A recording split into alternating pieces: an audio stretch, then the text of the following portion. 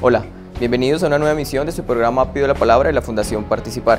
En el día de hoy hablaremos del foro Ecoparque Cerro del Santísimo, un foro donde se arrojaron buenos resultados, pero durante el transcurso de este evento se presentaron algunos disturbios. Escuchemos algunas de las opiniones que se presentaron durante este foro, que fue muy importante para la comunidad santandereana. Uno de los reparos que hemos escuchado esta mañana es que la gente no termina de entender si Panachi es una corporación obviamente mixta. ¿Qué tiene que ver en un proyecto que se construye con dineros públicos? O sea, ¿cuál es la injerencia? Lo primero que te quiero decir, Juanca, es que nosotros somos una corporación creada en una alianza entre el sector público y el sector privado. Es una corporación que es una corporación privada sin ánimo de lucro. Pero dentro de los objetivos de la corporación es el apoyo de absolutamente todo el proyecto turístico del departamento nacional, inclusive internacional. Y parte de ese proceso, de esos objetivos que tiene la corporación, lo estamos cumpliendo. Yo hoy estoy actuando como asesor del señor gobernador en megaproyectos, pero adicionalmente nosotros como Corporación Parque Nacional del Chigamocha le presentamos al gobierno departamental 11 megaproyectos financiados en sus estudios 100% por la Corporación Parque Nacional del Chigamocha como un aporte al desarrollo del departamento. Pero no solamente nos ha bastado eso, también le hemos puesto dinero a este proyecto para que se desarrolle. El proyecto del Cerro del Santísimo, los terrenos que se compraron en la parte alta, en la vereda de Chales, que valieron 1.750 millones.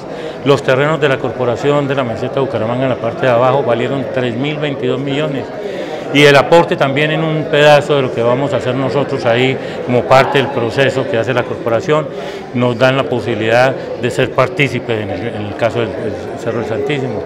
En otros proyectos, en asocio con la organización Ardila Lule, también hemos hecho un aporte para la construcción, por ejemplo, el caso del Acuaparque. De los 11.000 millones de pesos, 5.000 van a ser aportados por la Corporación Parque Nacional del Chigamocha. Entonces, esto nos da la gran posibilidad de estar participando y ayudando a Santander a que encuentre una industria que genera empleo, que se genera desarrollo, conectividad, salud, educación. Doctor, ¿cuánto fue el aporte para la compra de lo que ayudó Panachi? La sola compra de los terrenos del Santísimo, 1.750 en la parte alta y 3.022 millones en la parte baja. ¿Y cuánto puso Panachi? Todas, 100%, 100%, todas, 100%. ¿Qué piensa de los reparos? Y otra pregunta curiosa, ¿de verdad que trajeron un bus como para comité de aplauso? Ay, usted sabe, usted me conoce, Juan Carlos, usted me conoce más que nadie, no necesito esta gente de las veredas, que son los que más les duele el proyecto y son los que verdaderamente viven en el sector. Ellos tampoco son bobitos, bobitos no son, son gente que viene porque han sentido este apoyo del gobierno departamental, de Richard Aguilar, y han sentido que el proyecto les va a generar desarrollo, empleo y sobre todo posibilidades para una mejor calidad de vida. La gran conclusión de este foro, ¿sigue adelante el Ecoparque Cerro del Santísimo? Claro que sigue adelante, yo pienso que quedan resueltas. Lo que pasa es que lo que yo les digo, y lo que yo siempre les he dicho a la gente, sí, puede ser que no sea monedita de oro. Estoy recordando hoy estoy recordando, Juan Carlos, los pasos del Parque Nacional del Chigamocha y que les hemos demostrado.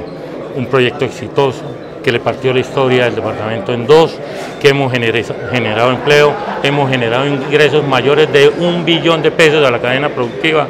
Por Dios, ya hemos demostrado con creces que somos exitosos. ¿Por qué no podemos seguir por ese mismo rumbo?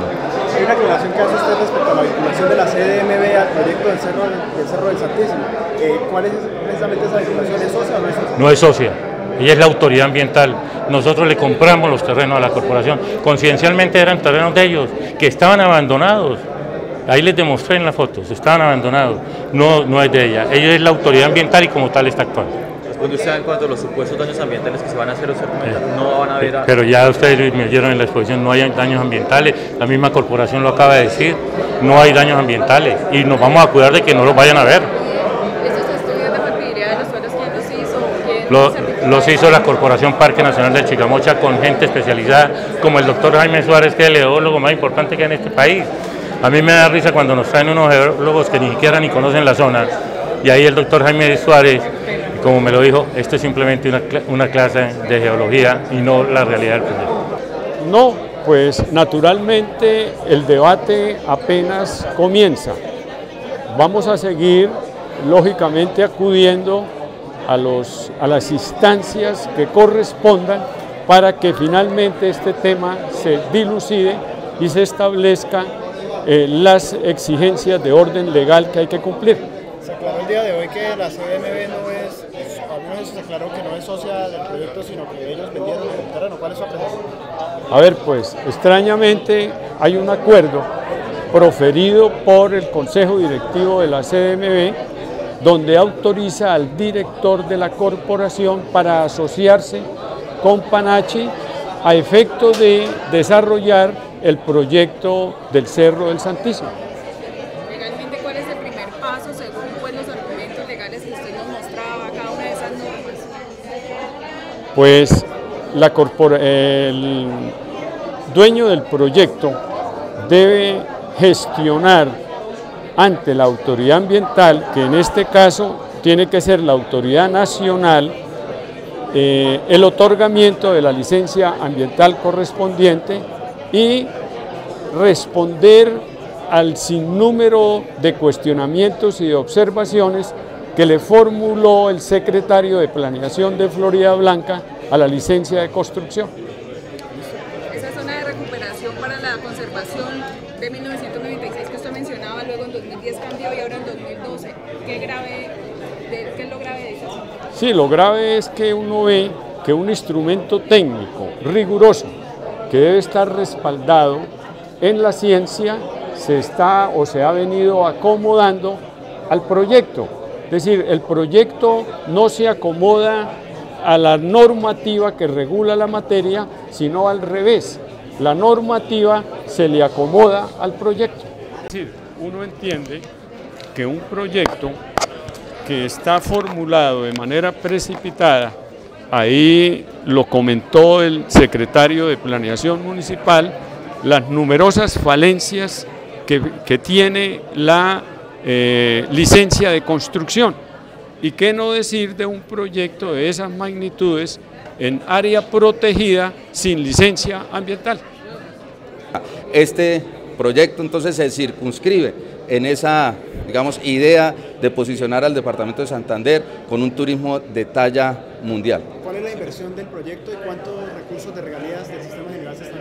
Sí, hay que aclarar porque ha habido mucha desinformación alrededor de este tema. Este proyecto suma 43.000 millones de pesos. Estamos hablando que las regalías que ha invertido el departamento de Santander en la vigencia 2012 ascienden al 20% de las regalías, y no como se había dicho inicialmente en algunos sectores de opinión que llegaba a más del 50%.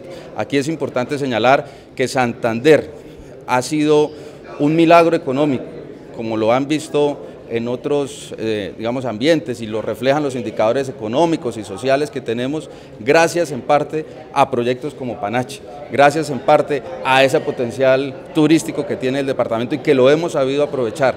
Este proyecto del Ecoparque Cerro del Santísimo es un ícono en el área metropolitana que va a consolidar esa buena senda que tiene el departamento en el tema turístico y que le está trayendo indicadores económicos, sociales tan importantes como los que tenemos y que se complementarán, por supuesto, con inversiones que se están gestionando con el gobierno nacional, con los municipios para consolidar lo que es el contrato plan. Aquí se ha dicho también que hemos olvidado de los otros sectores de la economía y del sector social. Eso pues está lejos a la realidad. Nosotros estamos consolidando un contrato plan de 7 billones de pesos en los que tenemos vías tan importantes como las conexiones del área metropolitana con la Ruta del Sol, con el Magdalena Medio, la conexión de la transversal del Carare, en fin, la doble calzada de Bucaramanga hasta el Socorro, la doble calzada hasta Cúcuta, etcétera, y una red secundaria que se consolidará con este contrato plan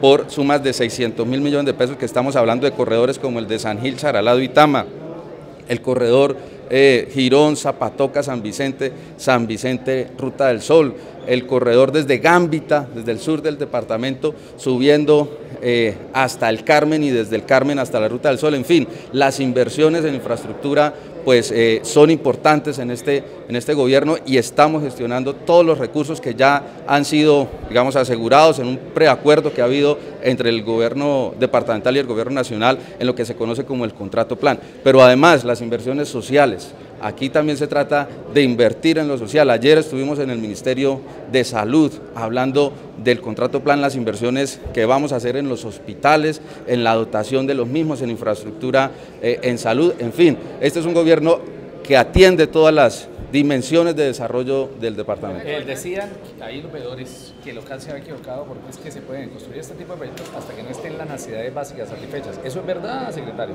Bueno, si fuese eso cierto, pues tendríamos que dejar de un lado muchos proyectos. La verdad es que las necesidades son muchas y tenemos que irlas atendiendo a medida que se va presentando, digamos, los proyectos y se van soportando. Mire, los proyectos como estos, que nacen, digamos, de una visión estratégica de consolidar al departamento como un destino turístico de clase mundial, ayudan necesariamente, pasan por el aporte que le van a hacer a las comunidades que están alrededor de estos proyectos en mejorar su situación, en mejorar su nivel de vida. Hoy Santander tiene los mejores indicadores sociales, hoy Santander tiene las menores tasas de desempleo, las brechas entre ricos y pobres son las menores que se presentan en Colombia, en fin, los niveles de pobreza y de indigencia son los más bajos del país. Esto es debido a que tenemos una raza pujante, a que tenemos proyectos de inversión privada y proyectos como estos de inversión pública que apalancan y que van a apalancar el desarrollo económico y social del departamento. ¿Asegura la gobernación que ya se soltaron los temas geográficos, geológicos y los jurídicos que se han plasmado durante el foro? Pues en este tipo de proyectos siempre hay y va a haber inquietudes. Aquí lo importante es que el departamento está poniendo la cara.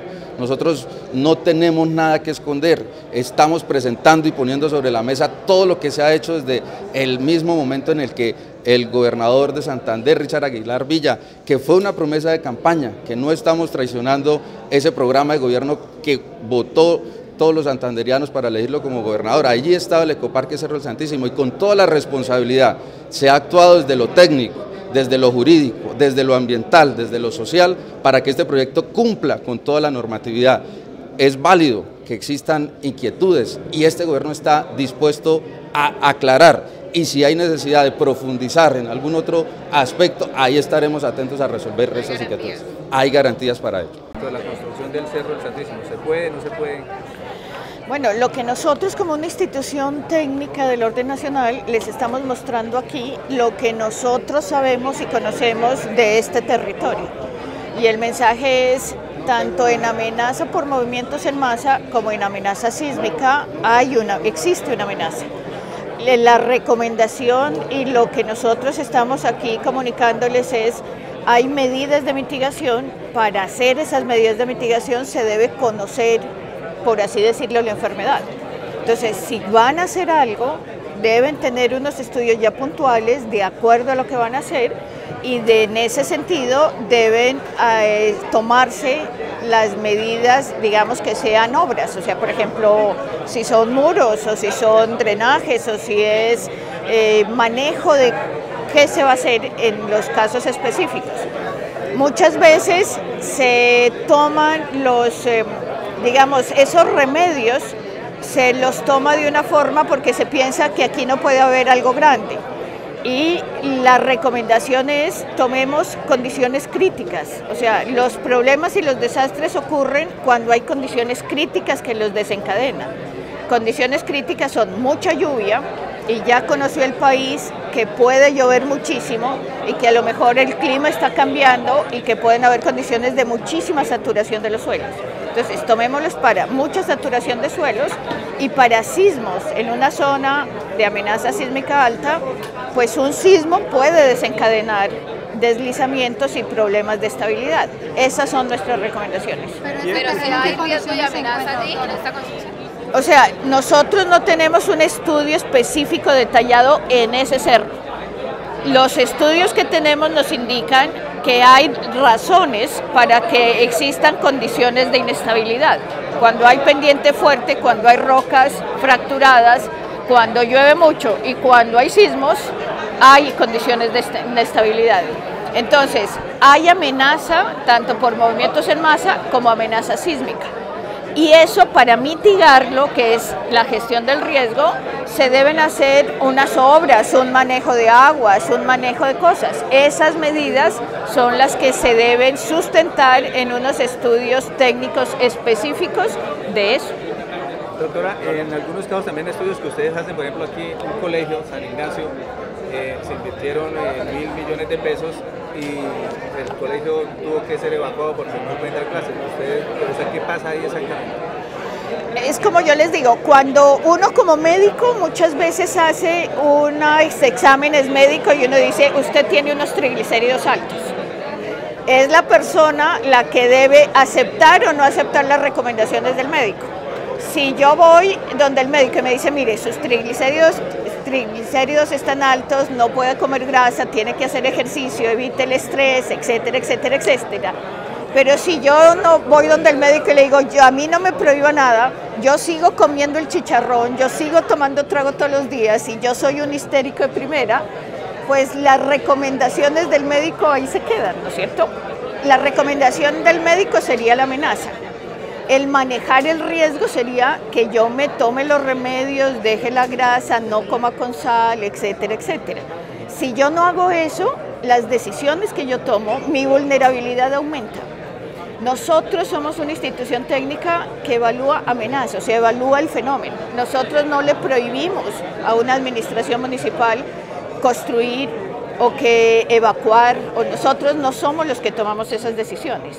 Nosotros damos un diagnóstico de una enfermedad, si se quiere ponerlo así, pero los remedios los tiene que poner la administración municipal de acuerdo a sus posibilidades.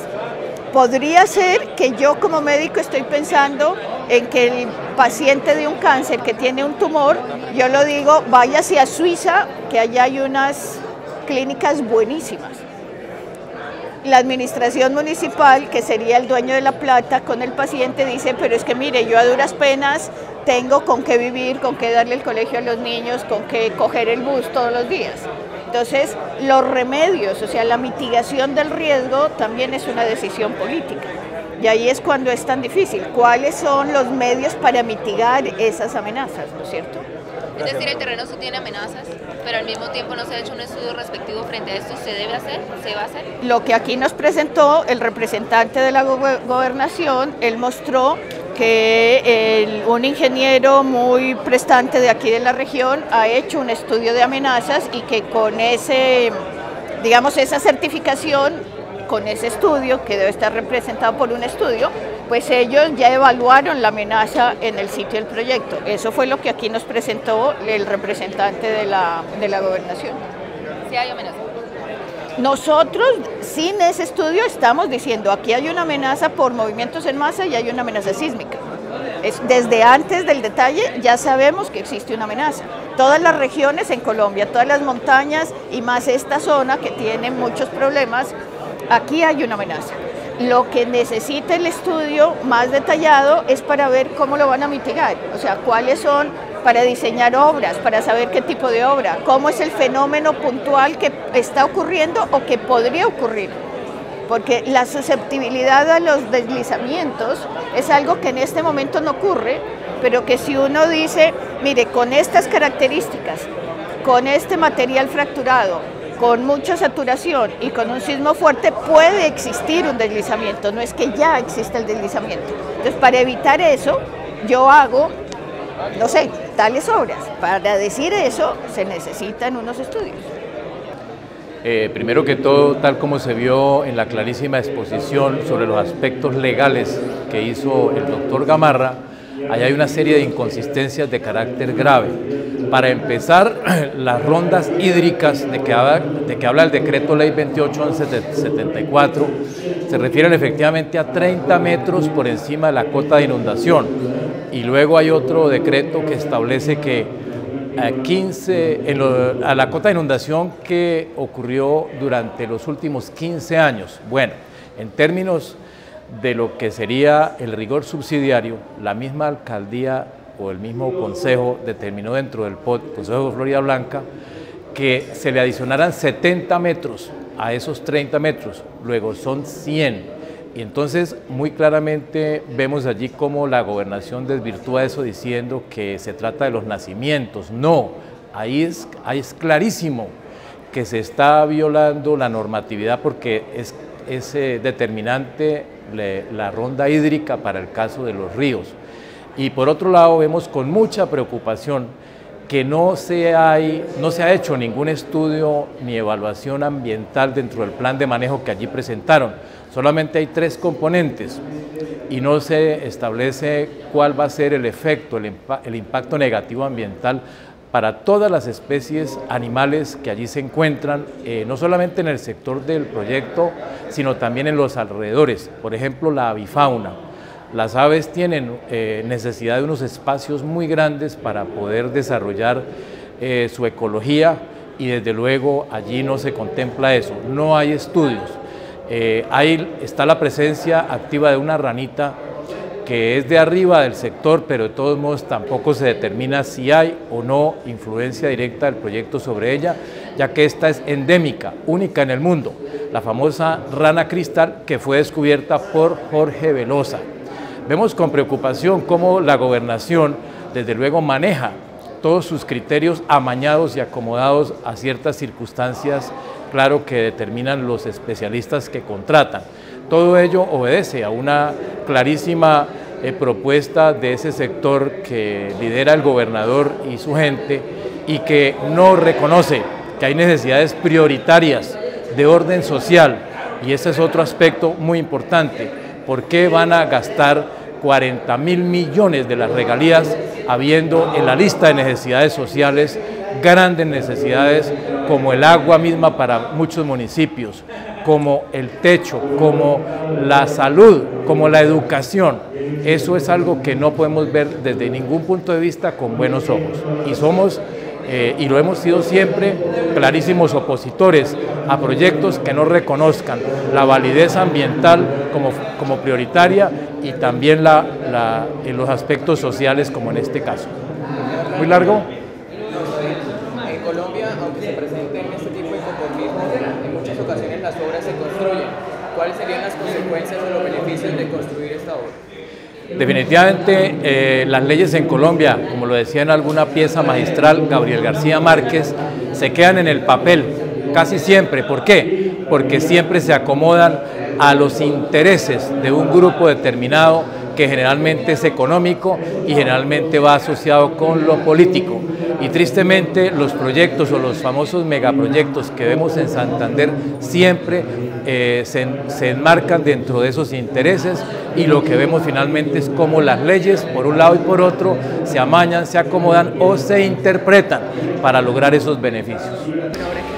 No, la gran conclusión es que todavía siguen existiendo muchas dudas y muchas preguntas sin contestar, pero lo más importante fue la posibilidad que hubo de que se oyeran las posiciones de todos, y además que hubiera unas exposiciones muy técnicas, muy profesionales, y que los promotores del proyecto también tuvieran oportunidad de hacer sus aclaraciones. Pero como le digo, quedaron pendientes varias preguntas que las podremos hacer de pronto en otro foro, ¿no es cierto?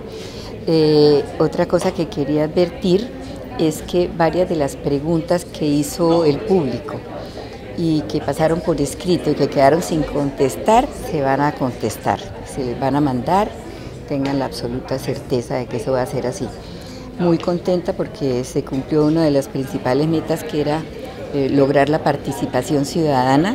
El salón estuvo absolutamente lleno y hubo gente pues muy interesada en el tema.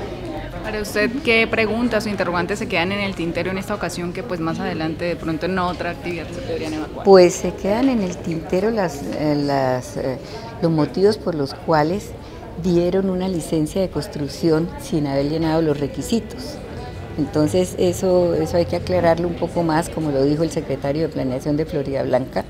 Hasta ahora están empezando a llegar muchos datos y muchas informaciones que ellos venían pidiendo desde hace mucho rato, y que hasta ahora se las están empezando a dar. No nos explicamos cómo el curador anterior dio una licencia de construcción sin haber llenado esos requisitos.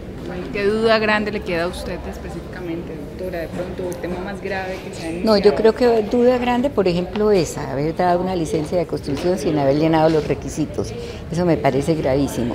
Duda grande que definitivamente, según concepto del Servicio Geológico Colombiano, esa sí es una zona sísmica muy complicada, de mucho peligro, y que habrá que analizar y estudiar mucho más profundamente para ver cuáles serían las soluciones a tomar ahí, porque esos estudios no se han hecho. ¿La gobernación sigue adelante con el proyecto PESA? ¿De pronto a esto no hace un alto para hacer análisis? Eso sí habría que preguntárselo a la gobernación. En todo caso, sí hay muchas cosas pendientes, y lo que dijo el secretario de Planeación de Florida Blanca fue que mientras no estuvieran esas preguntas que ellos han venido haciendo al Departamento de Santander con relación al proyecto, mientras no se tuviera claridad sobre eso que ellos estaban preguntando, pues la obra no podía empezar. El pasado 29 de mayo, la Fundación Participar, bajo la ayuda del Comité Transparencia por Santander y el programa Bucaramanga Metropolitana ¿Cómo vamos?, desarrollaron el foro Ecoparque Cerro del Santísimo, Inquietudes Ambientales y Urbanísticas. Durante este foro, expertos propusieron y presentaron sus opiniones y sus criterios con respecto a las amenazas que se presentan en la construcción de este proyecto. La vocera del Comité Transparencia por Santander, la doctora María Juliana Acevedo, nos argumentará y nos explicará cómo transcurrió este evento y por qué se quiso realizar este foro.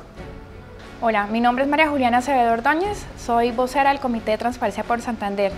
El pasado 29 de mayo se realizó el foro Ecoparque Cerro del Santísimo, Inquietudes Ambientales y Urbanísticas. Este foro se realizó debido a tantas inquietudes que se han presentado tanto a la Fundación como al Comité como al programa Bucaramanga Metropolitana ¿Cómo vamos?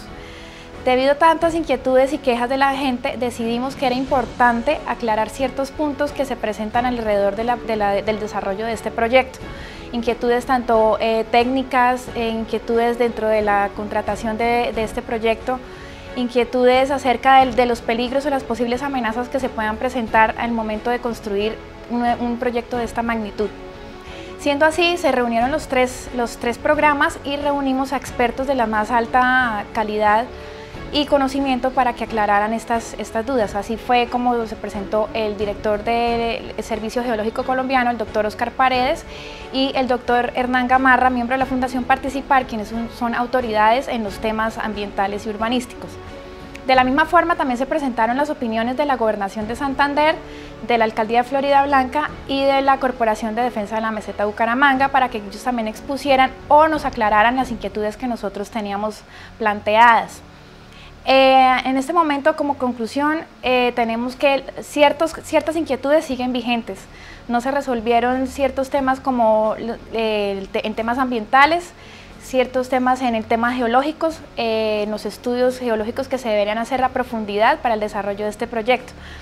Todo esto de acuerdo al concepto y a la posición que fijó el Servicio Geológico Colombiano. Esperemos más adelante este tema, cómo se resuelve, cómo logramos resolver estas inquietudes, todo con el fin de beneficiar a la comunidad, a la región y sobre todo a la comunidad de Florida Blanca. Este foro fue organizado por la Fundación Participar, el Comité Transparencia por Santander y el programa Bucaramanga Metropolitana ¿Cómo vamos? Queremos aclarar a nuestros televidentes que la Gobernación de Santander no tuvo que ver en la realización de este evento, simplemente fue uno de los invitados en la mesa principal para aclarar todas las dudas que se han presentado en la construcción del proyecto Cerro del Santísimo. Los disturbios que se presentaron dentro y fuera del evento, arengas políticas, saboteo durante las exposiciones de los expertos, se presentaron con personas ajenas que llegaron en algunos buses. Queremos aclararles que este evento fue un foro apolítico. No estábamos en acuerdo o en desacuerdo, somos un medio informativo, solamente queremos que la comunidad esté informada de lo que sucede en Santander. Una de las conclusiones de este foro fue que la licencia de construcción no cumple con la totalidad de los requerimientos establecidos en el POT de Florida Blanca, tal como lo expresa el secretario de Planeación en su comunicación del 23 de mayo del presente año. Lo anterior significa que los contratos fueron adjudicados con una licencia de construcción sin el cumplimiento de los requisitos establecidos por tal efecto. Esta fue una de las conclusiones que arrojó el foro Ecoparque Cerro del Santísimo, Inquietudes Urbanísticas y Ambientales, que se realizó el pasado 29 de mayo. Gracias por estar con nosotros. Les recordamos que pueden ver nuestro programa a través de Facebook, Fundación Participar, y nos pueden seguir a través de nuestras redes sociales. También pueden seguir al Comité de Transparencia por Santander, @SantanderTrans y @FunParticipar. Gracias por estar con nosotros y que Dios los bendiga.